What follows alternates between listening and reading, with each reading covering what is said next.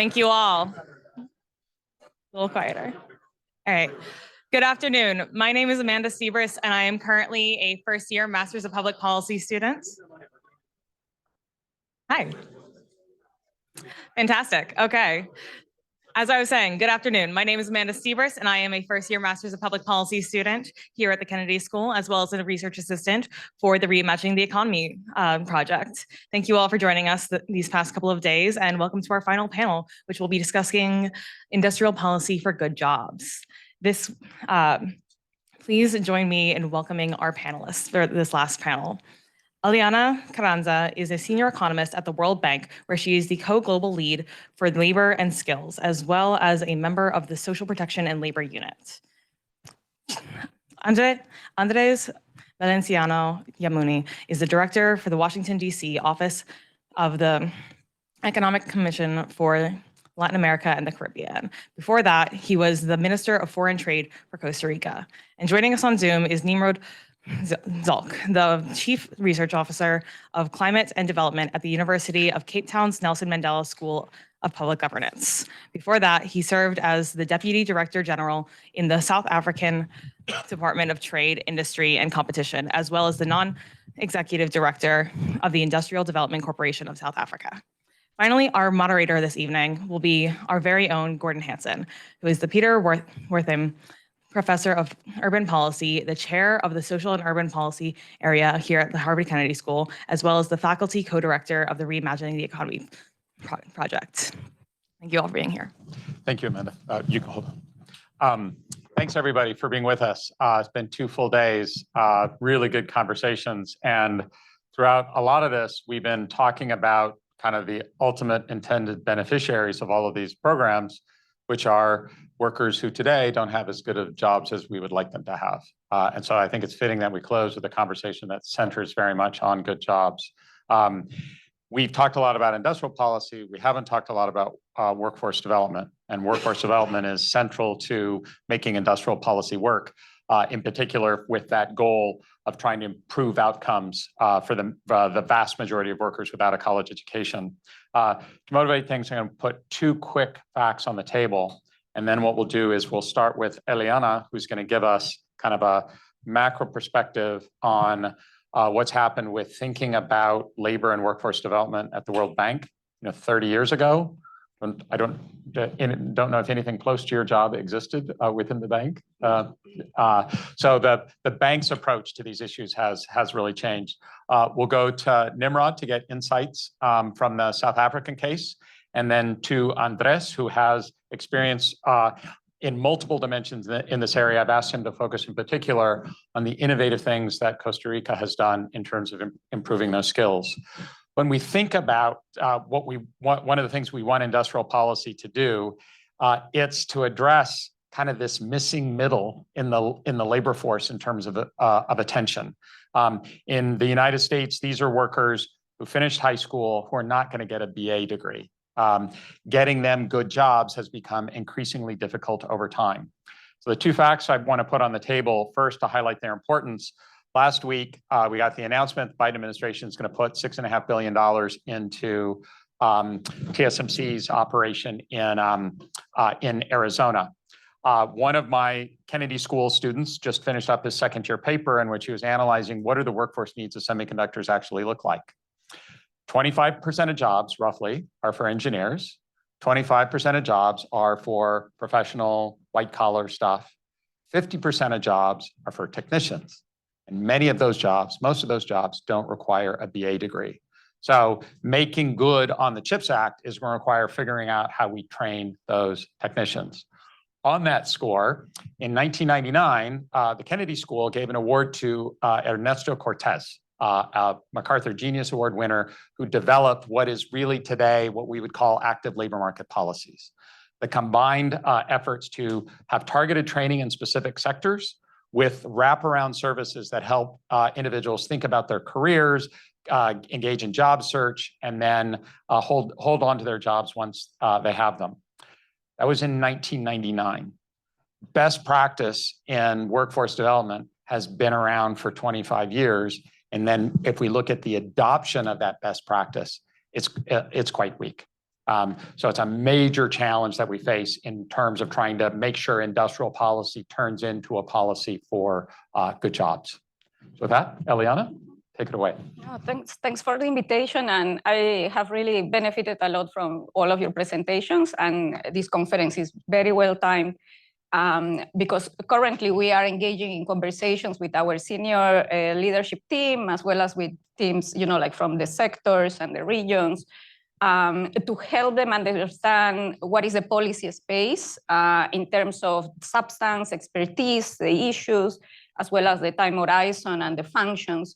And we are going through, an exercise of a strategic realignment where different sectors are trying to position their own agendas, as well as trying to understand, how they should start working together. And what has provided an opportunity to start engaging in these conversations is the fact that for the past 2 years, we have been working on a new flagship report on jobs for development. And this flagship report is coming out in a couple of months more. And this exercise has started to shift the thinking within our institution about what is needed in terms to create jobs. And how we should design, growth strategies that support the creation of jobs, of productive jobs, as well as how to, start thinking about the design of specific policies and programs that support the creation of jobs. So what has been, the shift on thinking, mainly, and believe it or not, this may sound very evident for this audience, but these are, very important still discussions, and I would say even battles within our institution. The new thinking that this report is introducing is that growth is not enough to create jobs. And that actually, the way in which growth occurs matters for job creation. We have been able, to document both through case studies as well as empirical analysis, some of it correlational, some of it, drawing from people who is, doing more causal research. And what we are starting to understand is that it's necessary that this growth is accompanied by changes, transform the job landscape in 4 ways: along a spatial dimension, along a sectoral dimension, an organizational dimension, as well as an occupational dimension. By spatial, we mean like rural-urban transitions. By sectoral, we mean a shift out of agriculture into manufacturing and services these days. Occupational, meaning like from low-skill type of tasks to tasks that require higher skills. And organizational, which is, the focus of the previous panel, but was also identified to be as the most important, dimension, really, is this shift from self-employment with little capital, right, like to activities that are performed by firms with higher organizational complexity, as well as like more capital. And what we are observing is that the differences, in countries' experiences progressing through these 4 dimensions is, for example, what explains the different job outcomes observed in economies that have been growing fast, such as India and Indonesia versus China, versus China and Indonesia versus India, that wasn't able to create as much jobs, despite the high growth rates. And I think that the fact that we are bringing into the picture this understanding of the 4 dimensions is also starting to help us understand that then when we think about policy strategies, we have to think about addressing constraints that are preventing progress along these 4 dimensions, right? And it's very also, interesting. Another point that the report is trying to highlight is that despite of the fact that these dimensions are somehow interrelated, that progressing in one dimension means that the other dimensions are also moving along, the balance in this progress and the speed at which those transitions occur is important also like for policy. And then like policies that are only impacting one of these dimensions and neglect all other dimensions are not going to have as strong job impacts as policies strategies that are very well balanced. Then we have also started to, change the narrative, like from a conversation about job policies, because we hear a lot from our client countries, our country directors, what are good job policies? And we are telling them there are no good job policies per se. There is like policies in the spaces of production, people and places, right, that have to be coordinated and presented as a package of interventions. And these policies are necessary to make progress within each of these dimensions, but also those policy interventions have spillover effects across dimensions, right? And the importance of this and the shift of thinking here is because in institutions like mine, for example, we tend to think about labor intermediation policies falling in the bucket of people policies.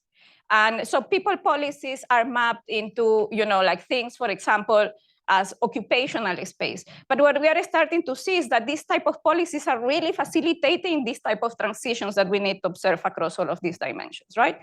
And there is a tension also, in how we think about this policy design in the short versus the long term, and the need and the pressure that governments face to create jobs now versus supporting the type of structural transformation processes that lead to this creation of productive jobs, in the long term. So thinking now about, policy programs, how has the shift, the shift of thinking play out? We have heard a lot over these days about the need to intervene, on supply side, demand side, the intermediation, as well as, building the institutions in order, like to make a dent into this program. I do believe that here the important shift of thinking, and I will not get into the details of the policies because each panel has covered that very well, but the shift of thinking here in our institution is that when we are asked for, like solutions, they tell us like, what can I do for jobs for youth? What can I do for jobs for refugees? What can I do for jobs for women? What can I do for jobs in small firms as opposed to large firms? And we are making a push to try teams and our leadership team to understand that that's the wrong way of thinking, that you cannot design or think about what is the right policy for this demographic group. What you have to understand is that there is a series of constraints on both supply, demand side, intermediation, and institutions, right? And the way in which these constraints matter for different population groups will be different. And that will give you, the right, approach to what type of instruments you should use to design programs that will, move the job outcomes of specific groups. Then we are also, emphasizing again the need for tailored and context-specific policies. Again, because countries at different levels of development have different type of constraints that are preventing them from making progress along these 4 dimensions that we mentioned, right? Like in lower income countries, demand side constraints matter more. As you move, like toward higher income countries, skills, regulatory environment can start playing, a more important role. And so in this way, there is not such thing, again, as a best practice or a ready-made solution, but you really have to understand how those constraints matter according to what is the country's development stage. And I was telling you about the need to balance, like short versus long-term pressures. At the bank, we are constantly, under pressure to deliver jobs now. That's what our clients need. And instead, what we are seeing is that if our clients want to achieve the jobs that they want to have, they really have to start thinking in the long term. So how can we start designing policies that address the jobs now problem in a way that they do not hinder and perhaps even enable or build the ground for those structural transformation processes that are needed to achieve jobs in the long term, right? And how can we also, build the resilience of the type of outcomes that we are already achieving, with these small short-term efforts? Yeah, I would like to please touch on this because this is the most interesting part, I believe. So this is where the thinking has been evolving, but this is where the practice is really right now. Like of a 16 billion portfolio in the last 10 years, less than half our operations have been, like cross-sectorals. And many of these operations have a supply side component, but lack, a demand side component. And this is particularly concerning in lower income countries, okay? So what is then the push that we are making here? Like the push that we are making here is to try to link, labor demand that is being created by World Bank programs such as, in the sectors of infrastructure, transportation, even, climate adaptation, and try to start linking those vacancies to skills development and employment programs. We are trying to shift again the narrative and telling them, these type of policies are not only demand-side policies. These jobs are created currently as a byproduct of the activities that these sectors are doing, but they are not being created in a way that is maximizing intentionally job impacts, in the way that is maximizing or optimizing the composition of those jobs that are being created between high skill versus low skill. And it's not being optimized neither in terms of jobs for who you are created. And that is where these supply side approaches, can really, or these combined supply and demand side approaches can make a difference. Similarly, highlighting the role that these global megatrends can play, offering opportunities, to tap into, available labor demand in other markets, whether it is in rapidly aging countries, whether it's opportunities that are being offered by digital solutions that now allow you, to work in a global labor market, or opportunities that may be available through the green transition. And yes, and finally, currently, and this is to the question of scaling up that was brought up yesterday and today, I think as well. We already know, how to improve the effectiveness of many of these programs, but these programs are still being implemented in a small scale. And when we try to scale them up, we don't observe the same successful experience. This is the missing link, delivery systems, and how we build delivery systems that support, the implementation of these programs at large scale. And I will stop in there. Thank you. The point you close on, this issue of replication and scale, is one that is probably as close to a universal finding as we'll encounter in this space. A recent paper in the Journal of Labor Economics by Larry Katz here at Harvard did a series of RTCs with active labor market programs and found they were remarkably successful in raising wages for disadvantaged youth and unemployed workers. Wage gains on an hourly basis of 15 to 25% that persisted for 5 to 6 years. Then the MDRC did follow-up saying, let's replicate this and let's scale it. Guess what? You had about a 50-50 chance of things succeeding on round 2. So the innovators can do it. The adopters are having a difficult possibility. So that's a kind of great high-level perspective on challenges and approaches, and it's just amazing to see the bank doing this in terms of the evolution of its practice. Nimrod, let's turn to you now, thinking more about the concrete experiences in the particular case of South Africa.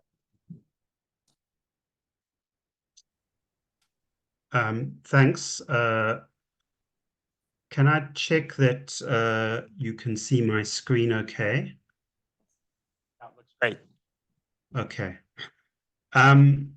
Great. Well, thanks, and very good to join the panel. What I am focusing on is this notion of what has been called industrialization of freshness, conceptualized by people like Kramer, Sender, and Chisora Dube, which really involves largely getting high-value horticultural products to well-off consumers, so the kinds of consumers that might, for instance, buy iPhones. I would argue that this is a very substantial and overlooked site of industrial policy, both for structural transformation and for employment creation, of particular importance to a number of African countries, but also various other developing countries. And I'd like to illustrate the argument through looking at the case of the South African citrus sector. So one of the things I think that is overlooked is the heterogeneity of the agricultural sector in varying respects. One important one is that activities like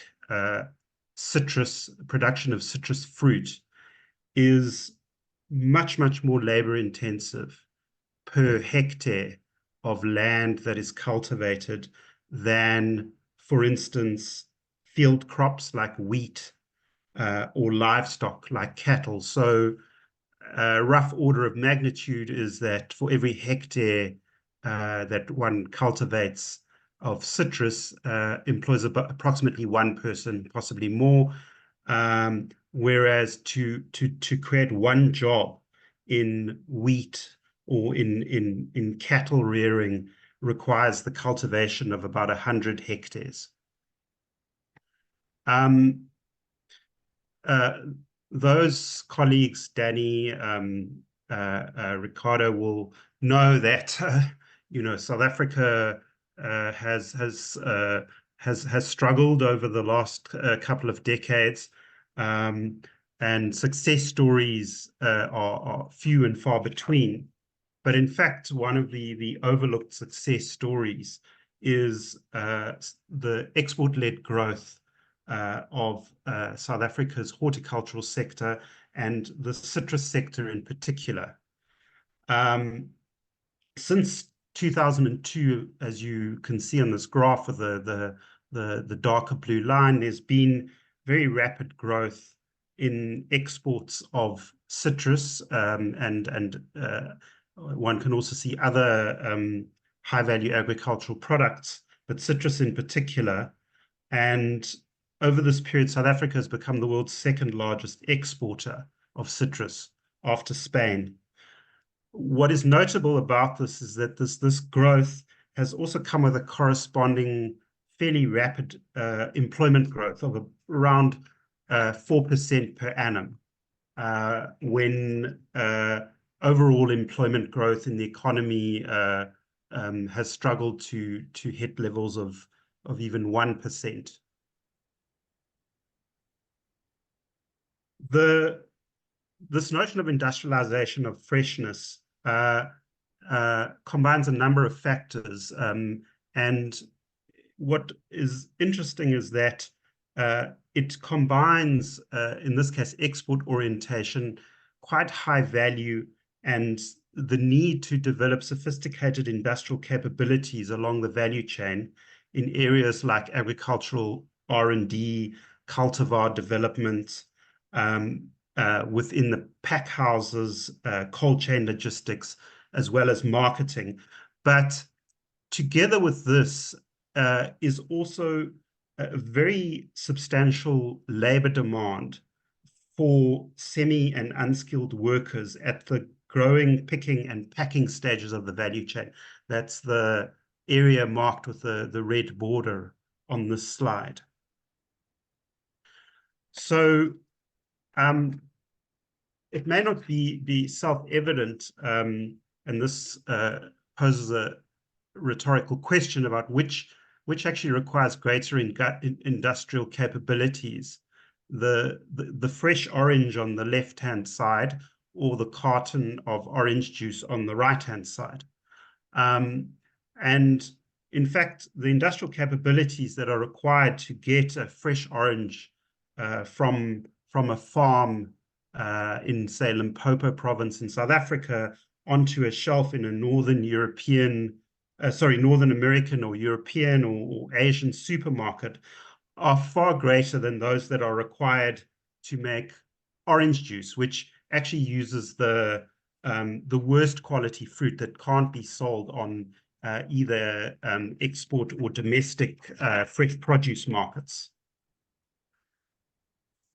Why this has been a success story and how, I don't think there's enough time to get into in any great detail, but it is a story about a fairly unique growth coalition within the citrus industry that works because it generates or it incentivizes the continuous reinvestment, drawing on statutory levies that are placed on the exports of citrus fruit, first of all, to build the sophisticated capabilities that are required along the value chain, but also to make investments in inclusion. And that is the integration of emerging Black farmers into the value chain, which is such a significant part of South Africa's highly contested political economy. This is not to suggest that there are not problems and challenges. There are issues around, for instance, EU protectionist measures against South African citrus, and the industry also grapples with broader failures, particularly infrastructure failures and weaknesses like electricity outages and port inefficiency and underinvestment in water infrastructure. So one question that arises is, so, you know, does this phenomenon of industrialization of freshness, does it tick all the structural transformation boxes that are typically associated with manufacturing? And I would argue that it ticks most of the boxes. Rapid export growth, technological complexity and upgrading, relatively green growth with significant scope for further decarbonization, rapid direct employment of fairly low-skilled workers, which is particularly important in the South African and broader African context, where extreme poverty is most concentrated, which is in rural areas. It stimulates up and downstream linkage effects. I guess the key question for this panel is, does it create decent jobs? So the first issue, and I'll wrap up on this slide, is in order to assess whether we are creating decent jobs, we need decent statistics. And there's somewhat of a deficit of good statistics on employment quantity and quality in the agricultural sector, which is not unique to South Africa. But there is strong evidence of rapid employment growth, as I've said, of the order of about 4% per annum sustained over a decade. So the industry growing, employing something like 76,000 workers in 2010 to an estimated 114,000 workers in 2019. And most recent figure I got from the relevant industry association, they say 140,000 workers are employed. Now, these are workers employed only in the on-farm and pack house parts of the value chain. So this is excludes workers who are employed elsewhere on the value chain. What are the wages like? The wages in the sector conform to South Africa's national minimum wage, which is around $1.5 per hour, or around $12 per day. This is quite similar to the lower end of the minimum wage that a garment worker in South Africa would earn. So that's on the lower rung of the industrialization chain. But one also needs to take into account that this may not be as secure work as in the industrial sector. The issues of seasonality, something like only 7 out of 12 months of the year work can be guaranteed. And overall, the effect on income and livelihoods also depends on what are food prices and other prices and the broader social wage. As I've said, there are substantial additional jobs along the value chain, and there's good reason to believe that a number of these may be higher paid and better quality jobs. Overall, the decency of jobs in relation to industrialization of freshness, can't just be left to alone. It requires and depends on what kind of policy interventions are in place to ensure that that these agricultural workers do indeed enjoy decent jobs. Let me leave it at that, and thank you very much. Thank you, Nimrod. That was fascinating. And we've been talking about different dimensions of targeting over the last 2 days, and we've been thinking of targeting in terms of technological sophistication, in terms of firm size, in terms of national security. We've not talked about targeting in terms of place. When you think about the ability of a job strategy to reach workers who are not going to avail themselves of industrial jobs in cities, the value of job creations in those locations is extremely high. It's a bit reminiscent of Chile's strategy in the 1980s and 1990s via export of grapes and taking advantage of monkfish and salmon and other sea bounty. So we'll move on to think about the Costa Rican case. Costa Rica is in danger of being a little bit like Singapore, in that it's really interesting what they're able to do. You're never quite sure about external validity because the stuff they can pull off is quite impressive. In the workforce development domain, their advances in this area date back 30 years. Famously, when Intel was negotiating to go to Costa Rica for the first time, they wanted 3 things from the government, none of which was a bribe, which other countries were offering, by the way. What they wanted was more frequent flights in and out of the airport in San Jose, because you had to have that volume of shipments.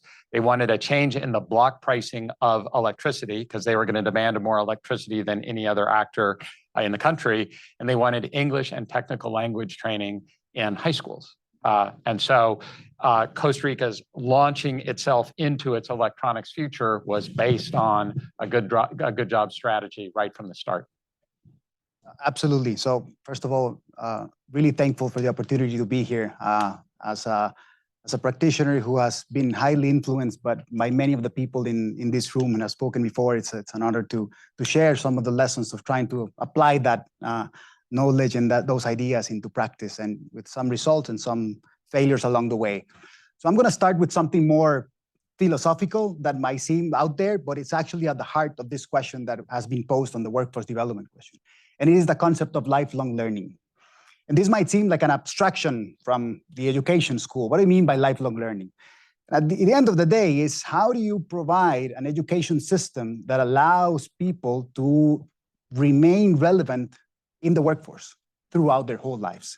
And this is a big challenge, not only in Costa Rica and Latin America, but around the world, because education systems have not been set up that way. Basically, there was a forefronting on education. You study the first years of your life, then you go get a job, and then you retire. Nowadays, and Intel, same with the medical devices cases in Costa Rica, I'm going to use them as an example of how that system is broken. And it's a challenge of who's going to be able to provide those services, because not everyone needs a PhD, and high schools are not tailored for the adult population who is in the need of reskilling, retooling, retraining in a time in the world where technology disruption is happening at light speed. That has never been the case before. So having said that, the history of Costa Rica and diversifying away from agricultural commodities towards first Intel, which was, I would say, a success not only in developing an industry, but in learning by doing, which has been something that has been repeated. And learning by doing not only on developing the institutional capacity to do that, but also learning by doing in collaborating with the private sector on how to develop skills. And learning by doing for the private sector, which I've not heard that much in this discussion, but the private sector has a lot to learn on how to hire by skills and not by degrees. And as you know, there's research here done at HBS by Professor Fuller and others around how companies are losing millions of dollars because the study is called dismissed by degrees, meaning they're leaving a lot of people outside the jobs because they're hiring for a degree and not by the skills that they have. And companies are not really good at detecting skills if it's not by degrees. So I'm going to talk more about that. So when Costa Rica was having this vision, and I think it can relate, and you can make the argument in the moment it wasn't phrased like that, of having this mission of how do we diversify away from commodities, how do we actually connect ourselves to the global economy, how do we move from this development model that was very much based on import substitution and everything after a very big crisis in the 80s. This was a vision that started with the necessity to create the institutional capacity to do so. But at the heart of that was, how are we going to able to provide the only resource that we had, which was talent? And Intel clearly laid it out, saying like, yes, you need to provide connectivity and infrastructure and those things. But at the end of the day, talent is the coin of the realm. That's basically the message that we got with Intel. It was the message that we got afterwards with the medical devices companies. And it was the message that we got through services. And the interesting thing was that the institutions that were in charge of having that private-public dialogue were set up in the middle of the early 90s, which was the foreign trade sector through the Investment Promotion Agency, Export Promotion Agency, and the Ministry of Foreign Trade, which when it was designed, it was actually already learning from other examples of what has failed in Latin America. And we recognized that we needed to have a way that decision-making at that level could go beyond the political volatility of one changing government after the other. So our Export Promotion Agency, which is the president is the Minister of Foreign Trade, actually has a majority of people from the private sector, which means many of the initiatives have been able to move along, even though the minister changes, there's a forcing off that dialogue between them. And that was key when we had to debate what type of training, what type of programs had to be designed, because frankly, our education system, talking high school, technical education, and universities, we're not really sure what type of talent was going to be demanded by an industry that was not present in the country, meaning semiconductors, electronics, eventually the same thing with medical devices. And the key, I would say, was that we had to engage in sitting with the people within the companies to tell us what is it that you need in terms of those skills, and then reverse engineering that to training programs.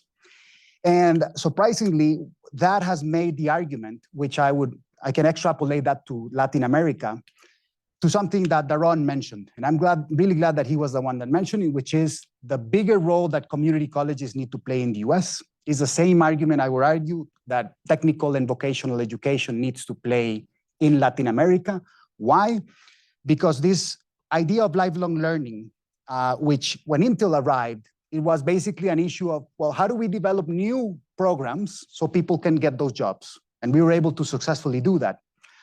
When I was in government, Intel actually had already left, and then we were able to bring it back. And then we had that same conversation with them in terms of training and skills. But the conversation shifted. The conversation was not only, I need this talent, but you know what? We're going to have to constantly train our current workers. And that's the pressure that education systems around the world are struggling to resolve. And we've had that conversation in services with companies working in cybersecurity, in cloud, in design, in everything, saying, yes, we need more people. We need more young people, to hire. But who's going to retrain, retool on the level of scale that we need? Again, not losing that there's also a social aspect to all of this. And that's why the private sector can do it alone, because there will be a selection bias by the private sector of who to train. If you want to not only develop the skills for people to enter the labor market, but not be displaced out of the labor market. High schools can do that. universities, there's so much education, executive education that you can do, but the level of scales that we need is actually technical and vocational education. So it's actually the private sector who is now returning to the countries, and in Costa Rica is such the case, but it's in Latin America saying, how do we retrain all these people? And this is a new way of understanding, again, the relationship between public and private in terms of education, because again, of the history, and you've heard it before, the private sector capture, the potential interest of certain sectors to try to crowd out the others in terms of training. And there are some interesting lessons that I want to mention there to hopefully wrap up. One is that in order to do that, we realized that this was a challenge that had to be met by different levels within the education system in terms of skills building. So that meant we developed programs at the high school level, and that was done in partnerships with universities. When we left that task to the public sector, to the education system itself, we weren't able to match what they needed. That was quickly we realized that we need to find a way of making sure that what people are really learning in the classroom reflect the needs of the companies. And that's why we made a big push for dual education programs, which at the end of the day is learning by doing. And that actually brings to the table the importance of having companies have skin in the game. They have to put in resources as well to be able to train students, have not only skills developed in the classroom, but also in the workplace. And it's an iterative process that allowed us to develop dual education programs, both with semiconductors, medical devices, services, but this works with agriculture, with retail. We've done it all across the sectors of the economy. That's one. The second thing is, when we were moving the country into sectors that were not there before, we were losing other sectors. So, for example, we had a great experience when we were working with medical devices, because when we asked them, again, this was a lot of specific conversations with the companies, what is the challenge that you're having in terms of hiring people? They said, we are not being able to find people with the fine motor skills that are needed because we're producing heart valves. So this is a very delicate program, and we're filtering through motor skills, and we realized that we used to have a textile industry in the country. So we asked the companies, can you bring the equipment? Can you donate equipment so you can have people from the textile sector train themselves in the equipment that they're going to be using and then go into the labor market? And that was done through a pilot program, and then it scaled because we realized that it was having very, very high success retention rates for people who were into those programs. And then to wrap up with universities, we realized that when companies, especially foreign companies, started setting up in the country, what they did was they started hiring people for the lower skills, and then they brought from abroad people who were the managers. So we realized that we can compete with that, but we need to develop in this case, master's programs for medical devices, for the semiconductor industry, for advanced manufacturing.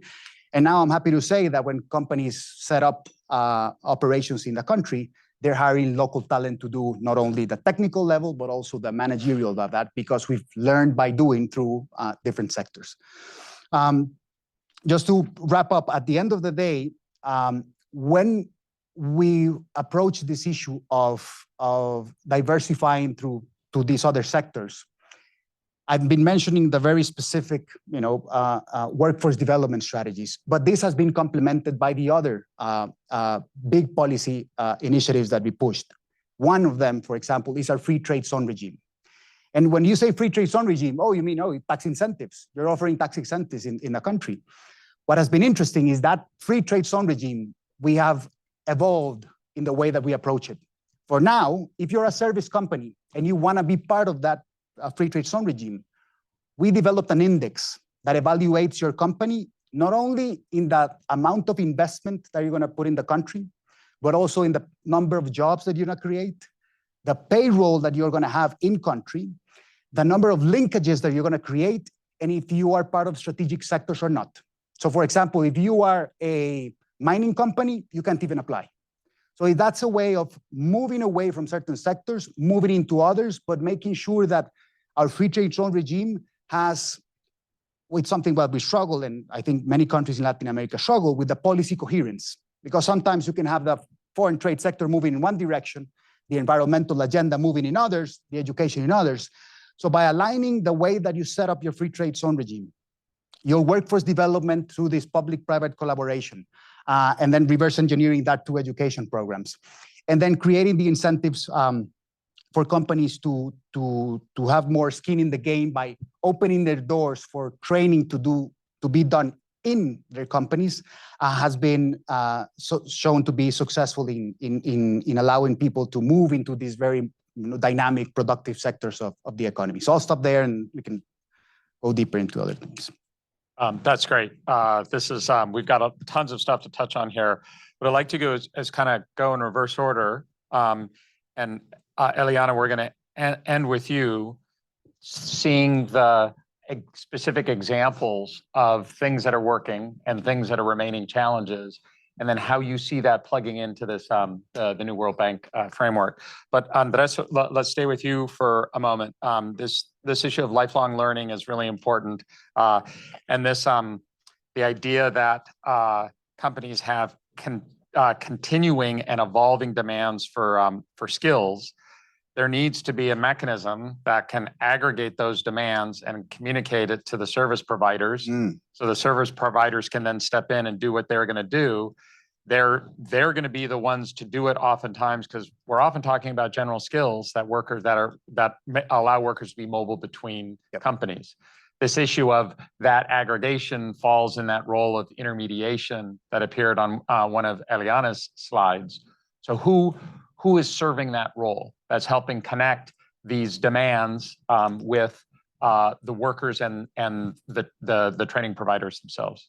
I'm gonna touch upon a very practical example of the challenge of aggregation that happens, because it's also a challenge for companies themselves. And this example, you can find it in any sector. But we have sitting down with companies, and I don't simplify, but I'll say, you need how many of the cybersecurity specialists do you need? And they say, oh, we need 20. We're going to hire 50. And the other company, 20 and 20. Then you aggregate them. You say, the demand right now is for 2,000 cybersecurity specialists. Perfect. What does your cybersecurity specialist do? And then when you start hearing the response, and you have the company sitting there, you hear the responses of the private sector, they don't do the same thing. So it's a challenge, because again, the conversation has been on on occupations, not on skills.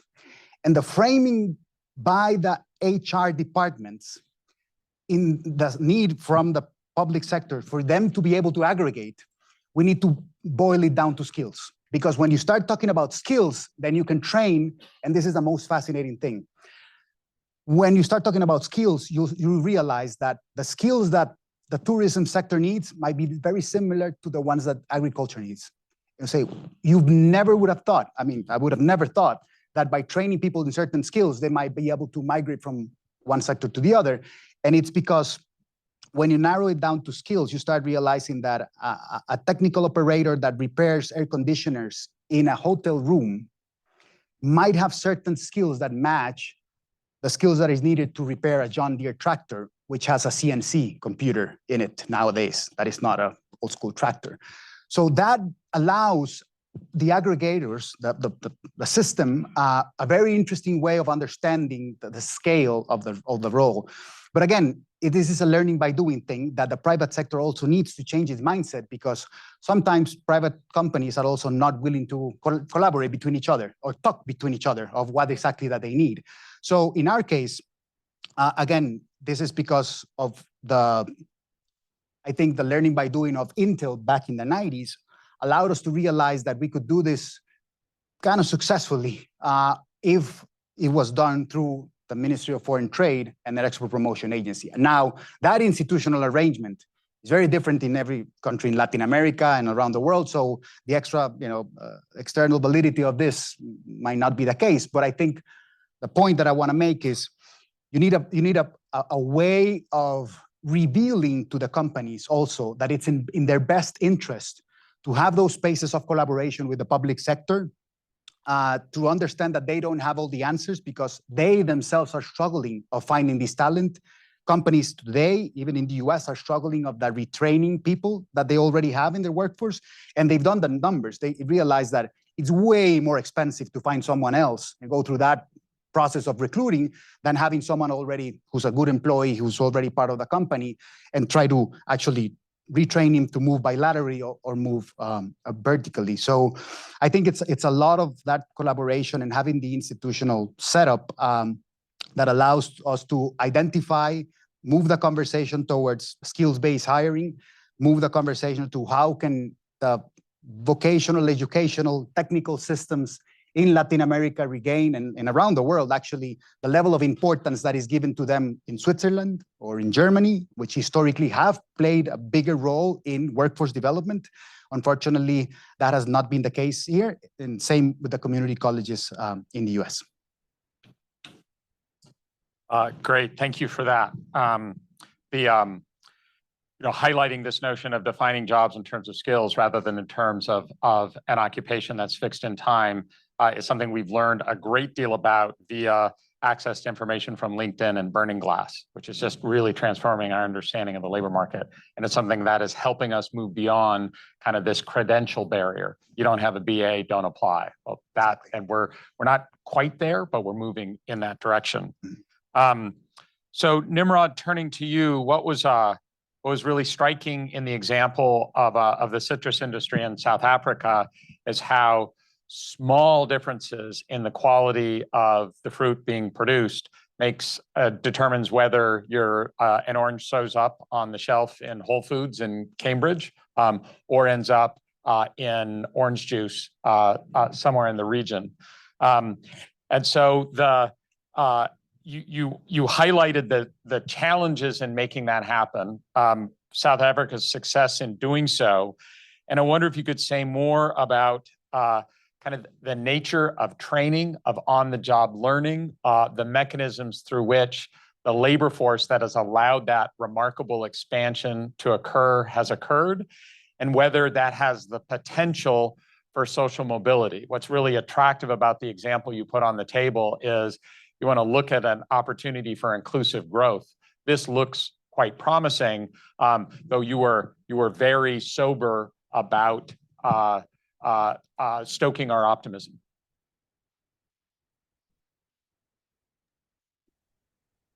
Thanks very much.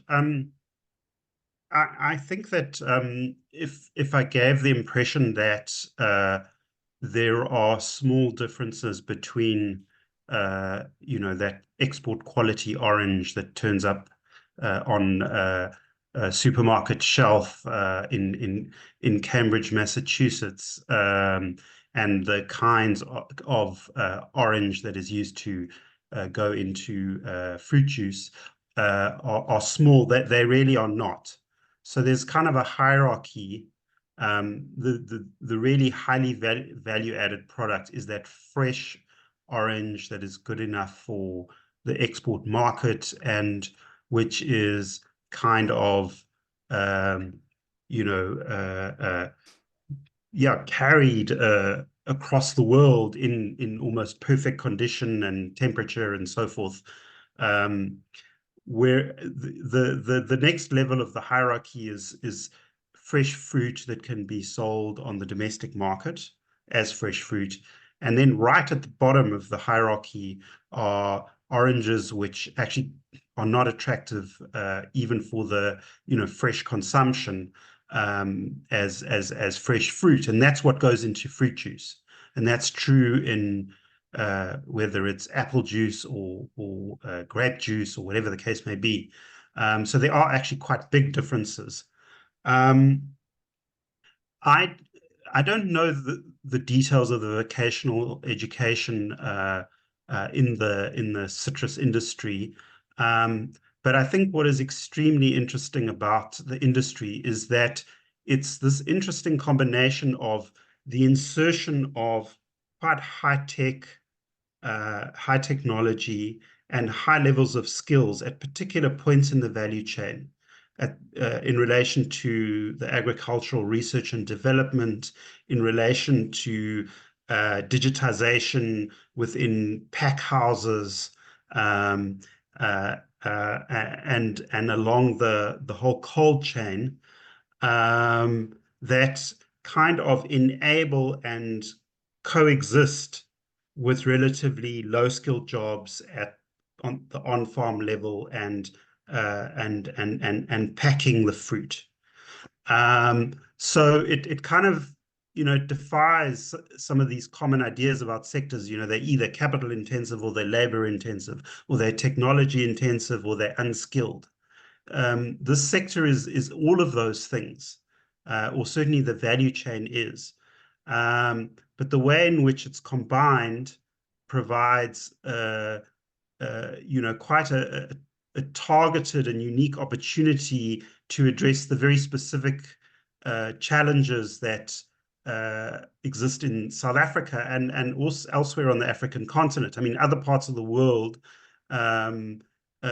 surplus labor is not a problem, as we know, despite the restrictions on the mobility of labor. So in other parts of the world, there's obviously a push towards greater mechanization because there isn't enough labor. This is clearly not a problem in the South African and broader African context.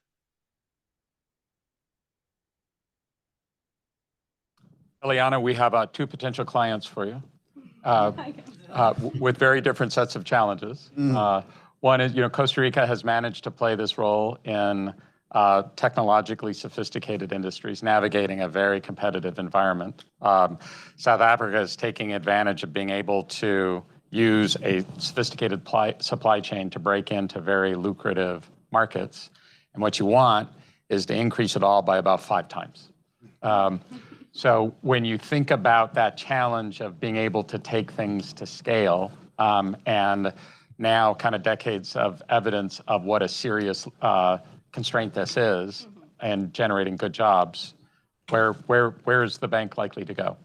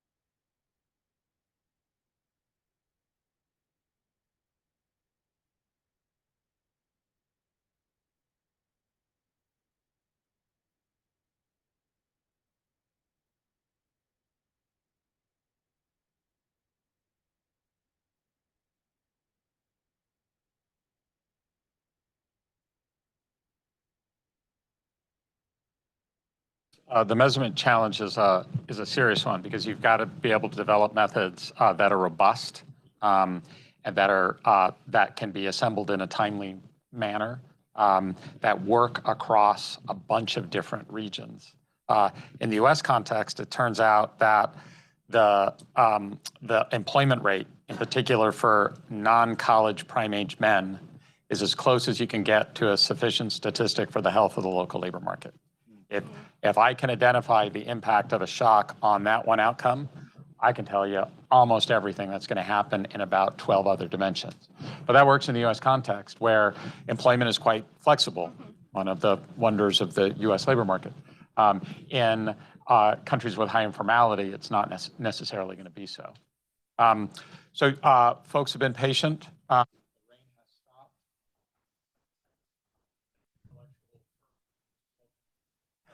Let's open things to questions.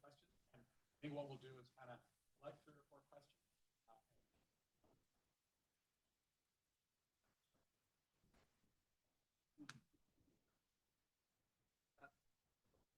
I have one question to Nimrod and one for Andres. Nimrod, first, thanks for doing this from, I think it's past midnight there, so it's very late, so we're very thankful. The specific question is, you mentioned the role of the Citrus Growers Association in terms of just solving and addressing some of the collective action problems of the industry and investing in upgrading and so forth.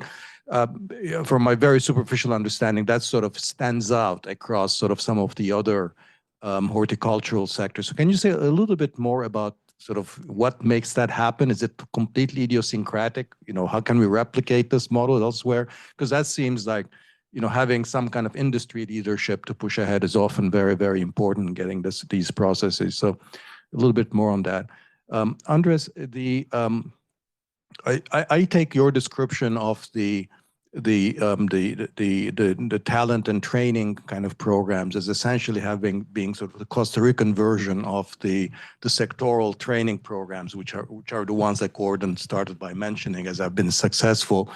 And my guess is that you probably have more people, even though Costa Rica is a small country, that you actually had more people go through that program that has happened in the United States, because the scale is actually so small here.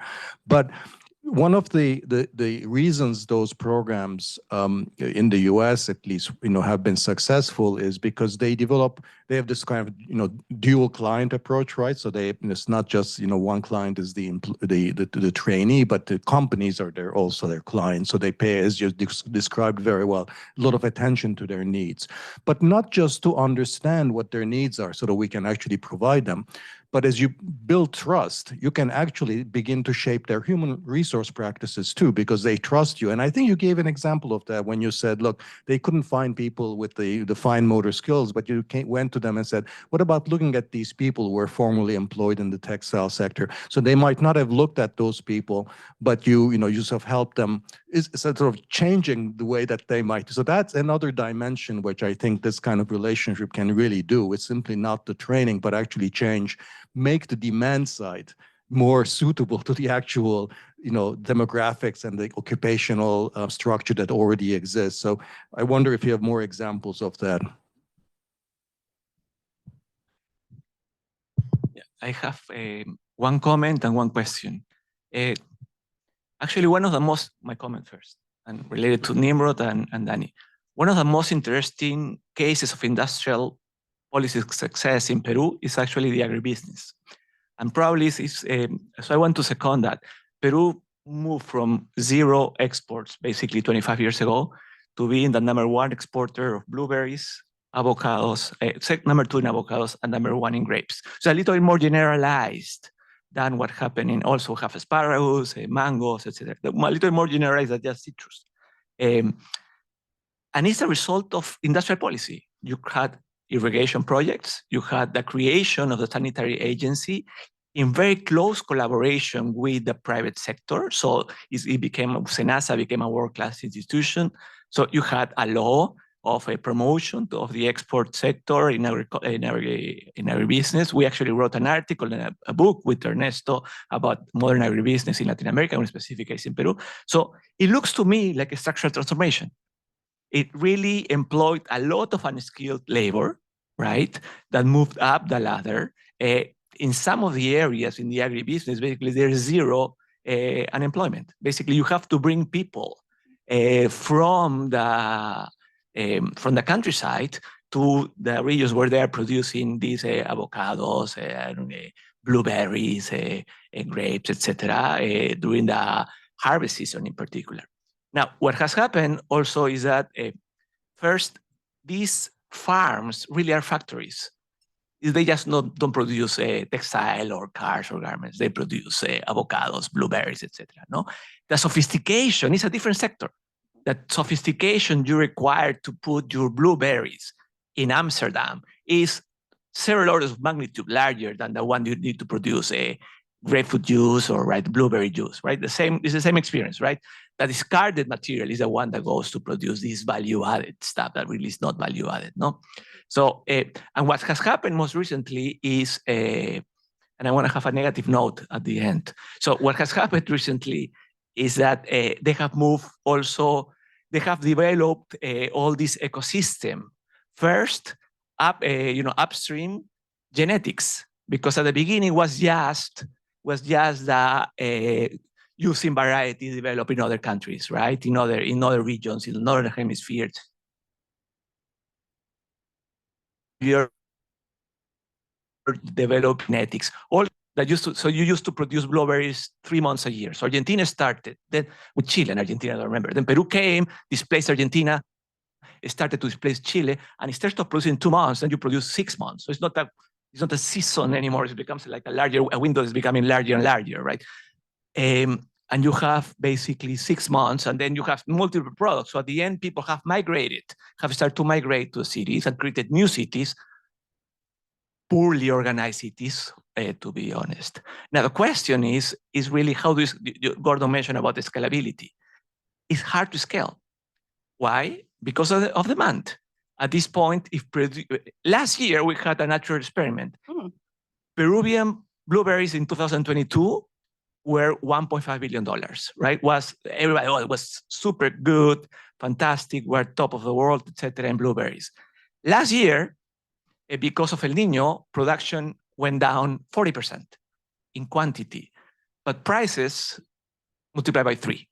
So people made a lot more money with less. So we work less, right? And we made a lot more money. So you have this issue that demand cannot keep up. So you cannot increase 25%. So scale it by 5 is not an option, unfortunately. So that's the sad side. But at the end, I think there are a lot of lessons about these new ways or new forms of structural transformation that are maybe more more vertical than horizontal.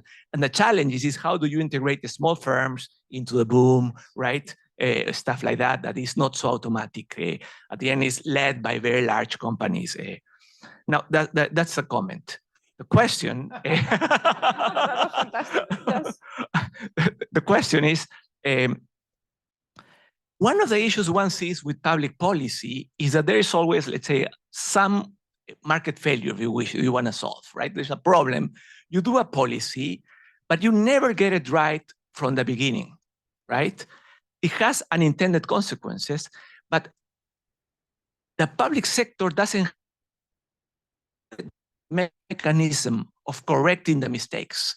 So you have a policy, you don't get it right, people start to game the system, and then you never change the policy. So at the end, it's a farce. Doesn't work anymore. So it's a problem with industrial policy a lot. It's not that you're letting losers go, whatever. It's just letting bad policies go. You never correct them. And you say, okay, we already have these policies. For example, one issue with SMEs, sorry, I could not comment before, was that scale is very small. So you want associativity, right? You want SMEs to associate or MSMEs to be more honest, right? I'm sensing a question. Yeah. Yeah. So how do you, sorry.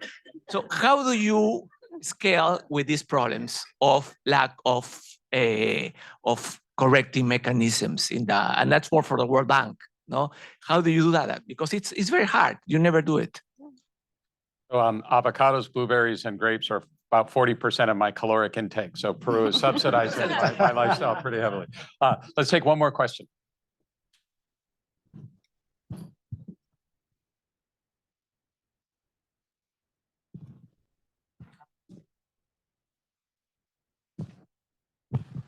Hi, thank you for the talk. So I wanted to do this question to Andres because your talk dealt with this really interesting issue, which is like, how do you give people skills for industries that do not yet exist when you're trying to do like market creation? And you obviously touched upon this a lot when talking about like people from the textile industry and asking like, can you donate the machines so they can like learn how to use them and stuff. And I wanted to ask you just to like delve deeper into the problems. Firstly, with sort of like when you're sort of skilling people for an industry that doesn't exist yet, when you're giving them those skills, how do you actually anchor those skills so that they're useful, since you don't have any experts in your country and you like those capabilities don't yet exist? Do you need to like import experts or something like that? And secondly, how do you ensure that like when you're preparing sort of your country for like a new industry, you're saying like, okay, so we're preparing people for like the medical devices industry. How do you make sure you don't just leave people hanging and then you give them the skills, but then there's not demand for them, or like the companies don't end up like not coming? Yeah, that's it. Thank you. The train and pray dilemma that heads of community colleges discuss. We'll do one final question and then we'll turn to our panelists for their closing remarks. Thank you all for your time. This question is addressed to Andres. Essentially, one of the biggest challenges we've had in Costa Rica is training people in English, and it's a skill you need to go up the ladder, the corporate ladder, when you join a multinational company. So I was wondering if you have any vision, any ideas on how we can scale our English training programs, since our public education is not very good at it, and if the private sector perhaps could play a role in it. Nimrod, let's start with you, since it's latest for you, and you've been very patient in waiting us out. Kind of two issues on the table here. One is kind of the lots of indicators of industry leadership in making the citrus boom happen, given the complexity of the supply chain that you mentioned, and then some from Piero's comment, just these very interesting parallels to the Peruvian case, in which one, you had this collective focus on irrigation and phytosanitary standards, which you need to be able to be a global exporter, but limits on perhaps how far you can take that. And so your comments on kind of the challenges of scale, which have come up in multiple dimensions here. Yes, thanks very much. Let me try and address Danny's questions first. I don't have a comprehensive answer. Clearly, this is a case of private sector leading, and not of the state picking the winner in this sector. I think that one of the lessons from that is that the state often, may not need to pick winners in some sectors, but rather work with winners. And another example, I think, of this kind of phenomenon is Ethiopia's cut flower industry, where the state didn't initiate the success in the industry. It was a private initiative, but the state was able to recognize that this is a growth industry and then support it. There are a few reasons why it works in South Africa. One is because there's kind of almost, I think there's like Schumpeterian rents that are accrued when the industry exports and gets this premium price for a high value product. And so the industry is kind of somewhat compelled to export. I think that's one element of the story. They're also forced to reinvest. So they can't fall behind. they have to keep up with developing the varietals that are necessary. So that's another factor. I think a third is the ownership structure. There are no listed firms in the sector. So it's much easier to reinvest retained earnings. I'm sure that's not a complete answer to the story, but I think those are some of the elements of the story.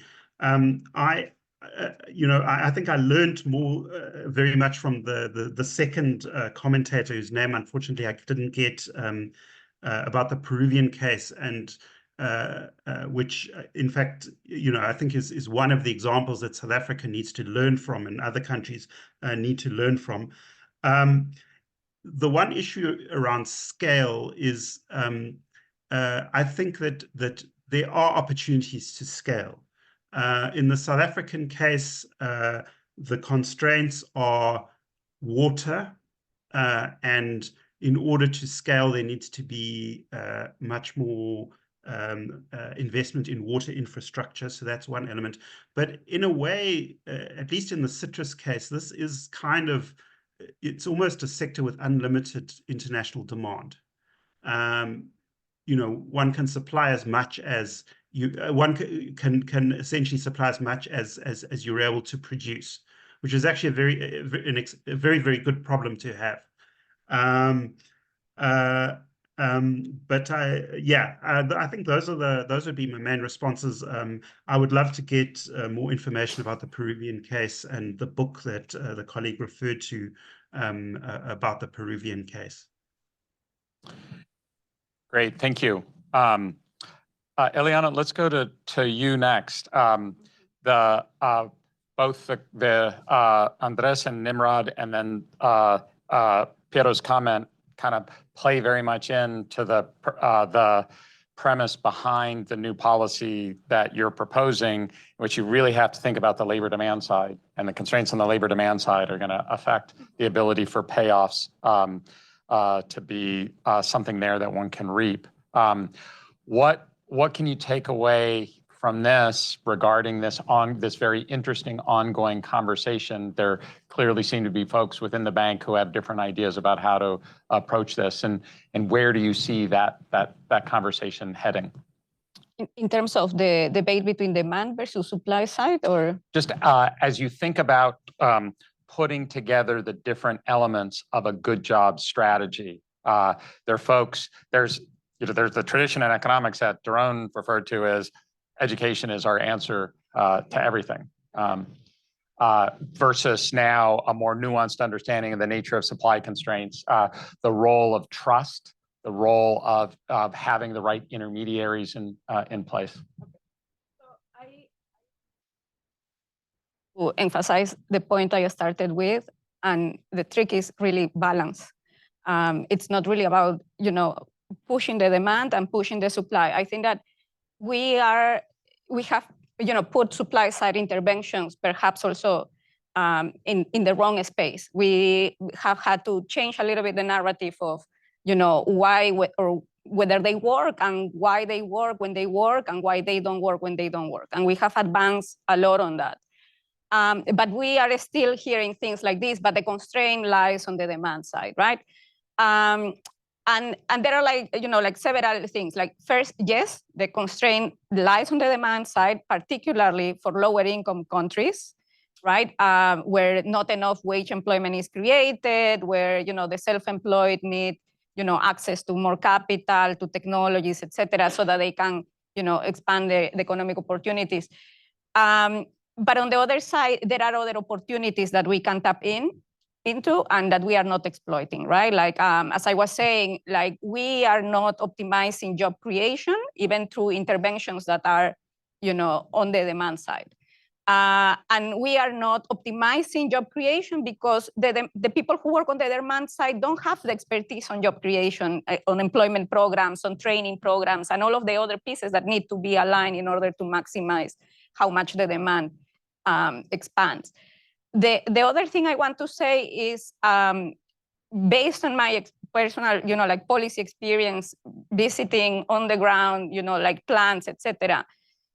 I have also very frequently come into situations where they tell me I have demand and I have just built this plant and I have equipped the plant and I cannot find workers to be here. So actually the demand side, if it's not enough, if the supply side is not well aligned, and that is where the balance, plays a role. Or for example, the case of Ethiopia, right? Like where they, promoted these economic zones on manufacturing, and then it turned out to be a complete failure. Why? Because it was too demand focused, and they never, even put attention to what were the supply side problems that they were going to have to face in terms of workers turnover, et cetera, and how to, design programs that allow the firms, to reduce worker turnover and increase retention, which is necessary for these firms to start attaining, higher levels of productivity, right? So yeah, I think that there is a lot more work to be done, trying to shift the thinking, like from demand versus supply, and start to really see this as a balancing act and complementary policies, right? And then I don't know if that's a sufficient answer or yeah, okay. That's great. And we look forward to learning more about and look forward to the report that's coming out later this year. In a couple of months more, yeah. Okay, that's great. No, really excited to see that happen. So Andres, we're going to give you the last word here. Kind of this issue of trust came up, this issue of kind of who does the coordination. This goes a little bit back to a point that Ernesto made this morning about, as you're thinking about what are the public inputs that the private sector needs in this role of public-private collaboration, something that Danny and I have run across with many of the region-wide economic development organizations whose job it is to kind of coordinate and orchestrate and strategize, is that you do have to solve all of these problems, and that every company has workforce concerns and workforce needs. That trust can come from some odd places. Ernesto Cortez told us about how, in the case of Indianapolis, it was a very entrepreneurial head of the community college system. In Los Angeles, it was a Catholic bishop who the unions trusted, business kind of had to trust, and other civil society actors in the community would listen to them. So in thinking about kind of meeting these challenges and expanding the set of services that are going to be provided, what are your thoughts? Thanks. No, it's a fascinating question. I want to just briefly comment on this issue of scale that has been going on, mentioned many times, because this is critical for Latin America, especially for smaller, as Andres pointed out, smaller, medium countries. Internal markets are too small. So if you're thinking about industrial policy for these type of countries, you better aim for internationalization. And Ernesto and his colleagues have written about this in a fascinating way, saying internationalization is not the natural outcome of becoming productive and competitive on the internal market. And so people think that if you become competitive, you're not addressing certain specific bottlenecks that are required for internationalization. So the focus of industrial policy shifts. One, you understand that the final goal would be the scale because of the small domestic market. So in terms of some of the questions really quickly, this one on trust, this is critical. In Costa Rica, the technical and vocational system is set up in a way that might be interesting because it has worked in some ways, it has completely failed in others, but the governance of it is interesting because on the board sits the president of that institution, which is what I was working on before being in trade, with the Minister of Labor and the Minister of Education, 3 representatives from the private sector, and then 3 representatives from the unions. Unions, cooperatives, and solidarity movement, which is, at the end of the day, is this representation of private, public, and the workers themselves. This is a very ILO-ish kind of approach to this. It works great in some ways. It's terrible in others. But I think it provides the issue of voice that has been mentioned many times, and voice and trust. For example, when I arrived there, I got a lot of complaints by the private sector saying, oh, the training programs that you're doing do not reflect the needs of the private market. And I was like, yes, I agree with that. We have a failure in that sense, but you have 3 people on the board here. what are they doing? Like, well, come on, this is also part of you need to own those mistakes. So creating that trust to that type of governance in the institutions that are created around workforce development, I think is critical. The other part is that when I mentioned, and Danny asked about what other sectors beyond medical devices, I think we have a lot of public-private coordination that has been done in multiple sectors, because once they realize that we needed a couple of champions, and I'm talking not only about Intel, other examples where companies decided to open their doors and participate in this type of training programs, where they had skin in the game, where they had to put in resources, but the return of investment was so large that immediately others started crowding in. So now I think it's also a recognition that the education systems don't have all the answers, and the private sector collaboration is critical. Very quickly, to address the question that you made of how do you train for things that don't exist? That's actually the challenge that we have nowadays. How do the education system prepares people for a world that we don't know how it's going to look like? I will ask you to ask the question differently, because I think this is the interesting question for policymakers, is how do you actually set up an education system that is adaptable? In our case, we realized that our system was so entrenched because the people, the know-how that we had was not reflecting the know-how that was needed outside. So we actually got to go through this legal process through Congress and approving a law. But what it allows us to do now is that when I have a company coming into the education system saying, we need to train people in silicon welding for components. And I'm like, I don't have anyone who knows how to do that. Like, who the hell knows how to do that? So now what I can do in this system is I actually hire someone from the private sector to address that specific training need that doesn't reflect the rest, because it wouldn't make sense for me to develop a program curricula on that. That's just basically an example of how you provide flexibility and adaptability to systems, to respond to needs that we don't know what are going to be in the future. The case of English is a problem that reflects our basic education system failing, and it's an issue of both stock and flow. So stock meaning that there's people right now that need that training, and that is where technical education might provide a quick solution. But the big issue is the flow. It's like if people are going through a whole, primary school and high school and are not learning English as a second language, we have a big issue.